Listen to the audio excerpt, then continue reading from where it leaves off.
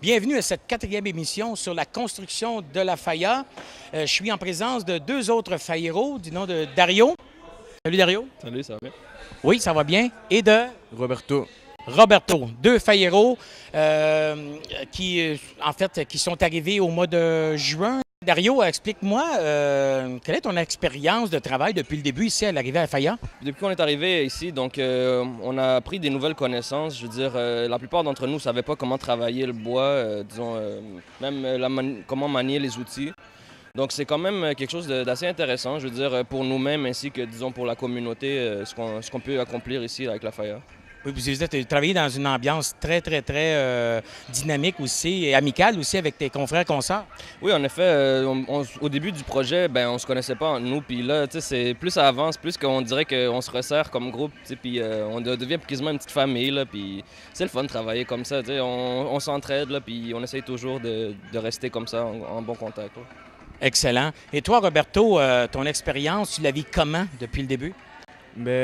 Au début, quand on est tous rentrés, comme il a dit un peu Dario, on ne connaissait pas le domaine de la construction. Comme on était comme un peu, on savait pas. Comme moi, quand je suis venu, je savais, mais je savais pas comment. J'avais jamais travaillé du bois. Mais là, ici, ils nous apprennent tout. Ils nous apprennent tout ce qu'on a à faire, puis tout à scier, puis.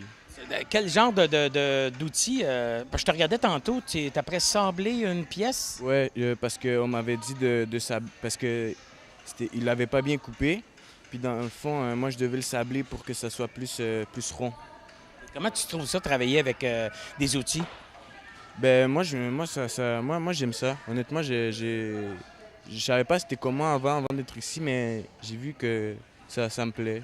Ça me plaît, Ça vous inspire à quoi, vous, de travailler ici? Parce que, bon, vous êtes sans emploi, tout ça. Ça vous inspire comment? C'est-à-dire, est-ce que ça vous donne des idées de qu'est-ce que vous pourriez faire dans la vie après? Commence par toi. Moi, personnellement, je pense pas vraiment continuer au niveau de la construction dans ma carrière. Mais c'est quand même des habilités, des compétences qui vont me servir sûrement plus tard. C'est des atouts. Ah, c'est sûr. Là, je veux dire, je vais pouvoir faire du bricolage moi-même, faire mes propres petits meubles, au fond, peut-être une petite cabane. Si tu as des enfants, tu vas pouvoir leur construire une cabane. Ah, carrément.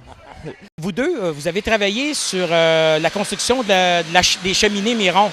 Explique-moi un peu c'était quoi votre travail?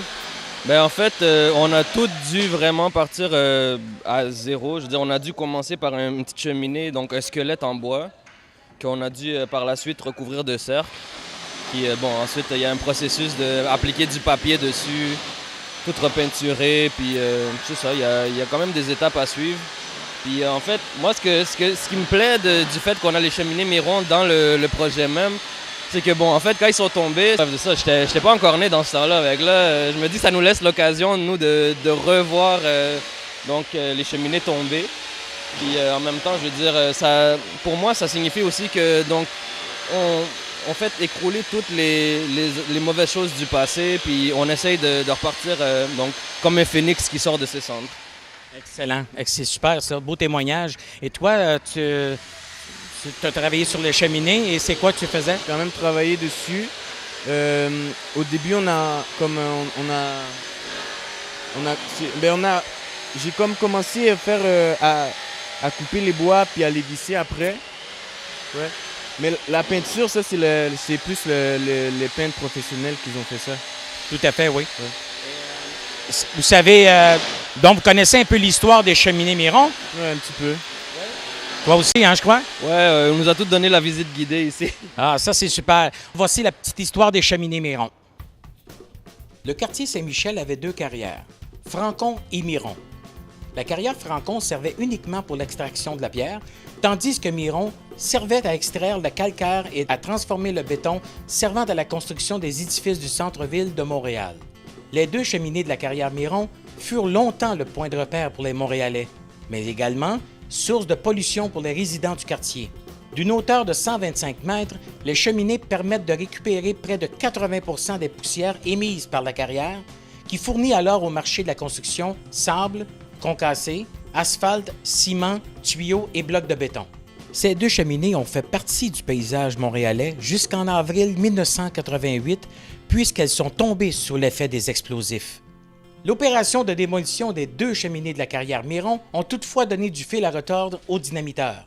Il reste encore 2 semaines avant l'embrasement de la sculpture. Il vous reste à faire quoi encore au niveau du travail? Mais il nous reste, c'est la finition, comme aplâtrer tout, à mettre des couches de primer, de peinture. Puis c'est ça là. Puis après, on va devoir assembler ça comme dehors. Là. On va sortir ça puis l'assembler dehors. Oui, c'est déjà commencé. D'ailleurs, on voit une bonne partie des œuvres qui ont été faites de vos propres mains, vous les faïeros. Et tu t'affaires à quoi en ce moment? Finalement, il nous reste juste à terminer la façade de roche qui va servir à placer les cheminées Miron. Ah oui? Donc, on vient de finir de la première couche de primer. Ce qui reste, c'est faire la peinture et c'est la dernière pièce, en fait, qui manque à peinturer avant que notre structure soit assez complète. Tu as déjà vu un embrasement d'Afaya? Non, malheureusement, ça va être mon premier, mais bon, j'ai déjà vu des faillas auparavant, mais non, j'ai pas assisté à l'embrasement, malheureusement. Comment tu appréhendes ça?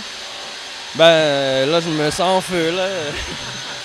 Mais non, mais pour de vrai, ça m'attriste un peu de savoir que tout ça va partir en fumée, mais au fond, au moins, je sens qu'à l'intérieur de nous, on va conserver cette expérience, puis ça nous a rendu une meilleure personne, je crois, vraiment. Tout en gardant la tradition de la Faya, qui est vieille de 500 ans.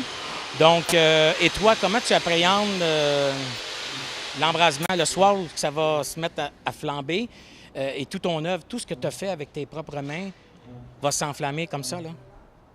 Ben moi je suis déjà venu voir auparavant, j'étais déjà venu voir Ah oui? Faya. Ouais. Celle de l'année passée? Ouais, celle de l'année passée. Avant aussi, j'étais déjà venu. OK. Mais là, je me sens plus...